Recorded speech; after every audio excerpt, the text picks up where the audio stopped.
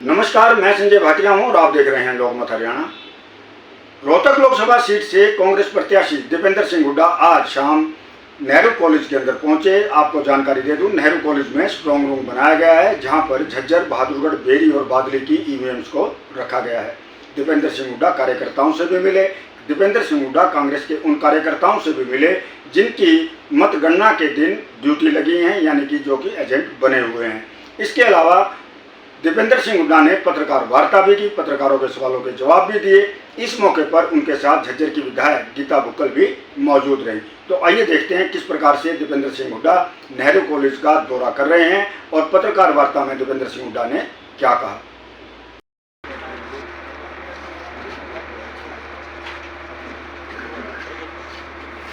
इससे कम है ही नहीं।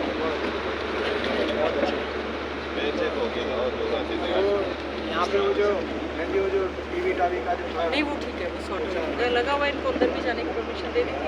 और कल भी जो है ना, जहाँ से स्ट्रॉन्ग रूम खुलेगा, प्रेजेंट रहेंगे, उसके बाद जो मूवमेंट रहेगी उसके लिए भी एक एजेंट जो है उसकी परमिशन आज रोहतक, मगर हरियाणा की 10 की 10 सीट पे कांग्रेस गठबंधन के उम्मीदवारों का ज़बरदस्त शानदार प्रदर्शन होने जा रहा है। हर सीट पे हम जीत की तरफ अग्रसर है।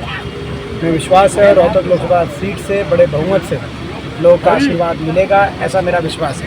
एग्जिट पोल जिस तरह से एग्जिट पोल आए हैं उसको किस तरह से देखते हैं? देखिए, एग्जिट पोल जो है वो तो चलो असली जो बात है वो तो कल है। अगर एग्जिट पोल फाइनल होते हैं तो हम कल का काउंटिंग की कोई तो गुंजाइश बचती नहीं। कल काउंटिंग को तो आप देखोगे ना, वही फाइनल। कल की काउंटिंग जो है वही असली गिनती है। एग्जिट पोल तो कई बार सही होते हैं, कई बार गलत होते हैं। कल की काउंटिंग पे हमारा विश्वास है और हमें पूर्ण विश्वास है कि हरियाणा में बहुत बेहतरीन प्रदर्शन कांग्रेस पार्टी का रहने जा रहा है। चौधरी भूपेंद्र सिंह जी हुड्डा के नेतृत्व में, चौधरी उदय भान जी के नेतृत्व में, केंद्र में मल्लिकार्जुन खड़गे के नेतृत्व में, राहुल गांधी जी के नेतृत्व में कांग्रेस पार्टी हरियाणा के अंदर एक अच्छा प्रदर्शन करने जा रही है। कितने सीट मानते हो सर? अच्छी तरीके से काउंटिंग होगी, गड़बड़ नहीं होगी। पिछली बार जो रोहतक की मतगणना की मोबाइल पर करियो, हेलो, 1% चिन्ह उठा था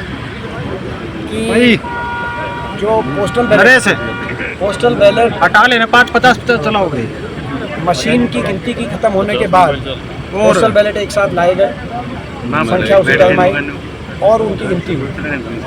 और इस बार आपने देखा होगा कि संपूर्ण विपक्ष ने जाकर इसको उदाहरण मानकर कि रोहतक में पिछली बार गलत हुआ, इसको उदाहरण मानकर इलेक्शन कमीशन से मांग करी कि पहले गिनती पोस्टल बैलेट की कराई जाए।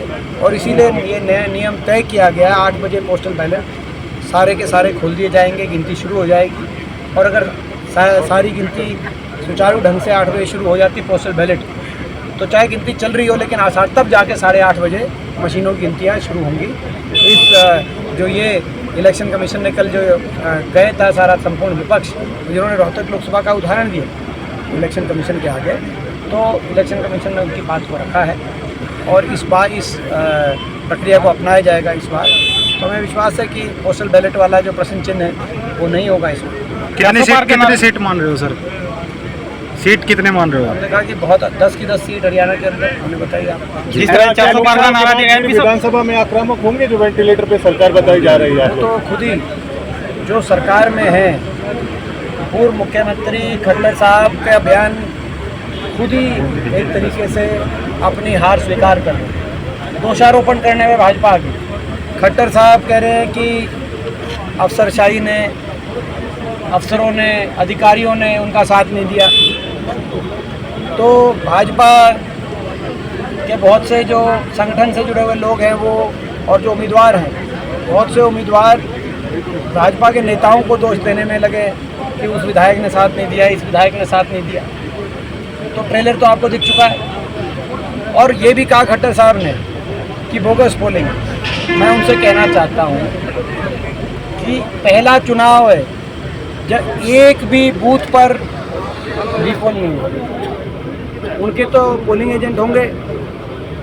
पहला चुनाव है जब एक भी रीपोल नहीं हुआ और अब आप कहीं बोगस पोल के, कहीं अधिकारियों पे दोषारोपण करके, कहीं भाजपा के ही नेताओं को कटघरे में खड़े करके आप क्या साबित करना चाह रहे हैं? किस किस पे दोष कोई किस किस को दोष देंगे, खुद भी दोष लीजिए। 10 साल आप मुख्यमंत्री थे, आज प्रदेश में जो हालात बदलाव के बने हैं, मैं समझता हूँ कहीं ना कहीं जो प्रदेश सरकार की जो 10 साल की हरियाणा की कार्यशैली रही, उसका भी बड़ा असर जो भाजपा की का जो हरियाणा के अंदर जो सेटबैक भाजपा को लगने जा रहा है, उसमें उसका भी बड़ा भूमिका उसकी रही। 400 पार का नारा फॉलो होता दिख रहा है, राहुल गांधी ने भी कहा है। अरे जो है अभी मैंने जैसे कहा कि निश्चित तौर से कल जो नतीजा है वो भी हमारे पक्ष में आएगा। और जब यहाँ हमारे बाटे हार लगी थी, तब भी धन्यवाद करने हम पहुँच गए थे। लोगों के बीच में 5 साल रहे थे, तब भी हमने लोगों का धन्यवाद किया था। तो हम तो लोगों का धन्यवाद करने में कोई कसर छोड़ेंगे नहीं। के लिए कुछ नहीं बताएंगे। 400 पार का नारा फॉलो होता दिख रहा है। कल राहुल गांधी ने कहा है कि सिद्धू मूसेवाला के गाने का उदाहरण देते हुए कहा कि 95 सीटें जीतने जा रही है। मैंने जैसे कहा कि बड़ा बेहतरीन प्रदर्शन हरियाणा में 10 सीट पर कांग्रेस गठबंधन का रहेगा। और ना सिर्फ हरियाणा, पूरे देश में मुझे उम्मीद है और मैं ऐसी आशा करता हूं कि पूरे देश में भी इंडिया गठबंधन की शानदार का प्रदर्शन रहेगा। एमपी साहब कोसली की बार कैसे देख रहे हैं? कोसली हल्के से भी हमें जीत मिलेगी। मुझे ऐसा विश्वास है कि 9 की 9 विधानसभा सीटों से मुझे इस बार बढ़त मिलेगी। रोहतक में दिवाली जैसा माहौल हो जाएगा, कुछ लिमिट है जश्न के लिए या अनलिमिटेड होगा सर? वो यहाँ पे जब आएंगे, क्योंकि सुबह की गिनती में रोहतक में दोपहर तक यहाँ पे आएंगे, तो जब दोपहर को यहाँ पे आएंगे तो आप लोग अपना लड्डू वड्डू का इंतजाम रखना, आपको भी खिलाएंगे। हरियाणा के मुख्यमंत्री नायब सिंह सैनी का बयान है कि राहुल गांधी में बचपन है, उनके पास ना नीति है ना नीयत है, कैसे देखते हैं? देखिए, ये राजनीति में गरिमाएँ होनी चाहिए, आपस में गरिमाएँ रखनी चाहिए। और मैं समझता हूँ कि क्या है, किसी को भी किसी और पे उंगली जब उठाता है तो ये मानना चाहिए कि 3 उंगली और 1 अंगूठा अपनी तरफ घूम जाए। तो ये मैं समझता हूँ कि मैं इसका जवाब मैं नायब सैनी जी के बारे में क्या क्या कह सकता हूँ, वो कह के मैं नहीं देना। 2.5 लाख से ऊपर जाएगी लीड आपकी? कल बताएगा। कल के लिए क्या संदेश देंगे? कल बताएगा। कल के लिए क्या संदेश देंगे? कल का यही संदेश है कि कांग्रेस पार्टी 10 की 10 सीट जीत रही है हरियाणा में, और उत्साह में कांग्रेस का कार्यकर्ता सभी ने मेहनत करी है। भाजपा के कार्यकर्ता और नेता घोर निराशा में हैं। और ये चुनाव, हरियाणा का चुनाव मात्र लोकसभा का चुनाव तक से सीमित नहीं रहेगा। हरियाणा के कल चुनाव के नतीजे हरियाणा की सरकार पे भी को प्रभाव करने का काम करेंगे। जो अल्पमत में पहले ही सरकार चल रही है, मैं समझता हूँ ये अल्पमत में है, और ये अल्प समय में ये सरकार हरियाणा में ये जाएगी। और हरियाणा में चुनाव हम मांग करना चाहते हैं कि हरियाणा में चुनाव कराए जाएं, अभी भी मांग कर रहे हैं, और कल के बाद ये स्थिति और स्पष्ट होगी। राहुल जी का बयान आया जो 295 सीट्स को ये फ्लैश करना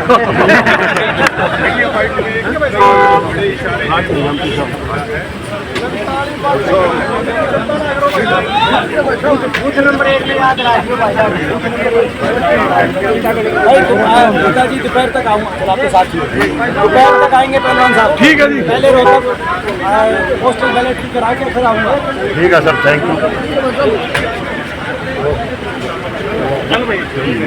यू।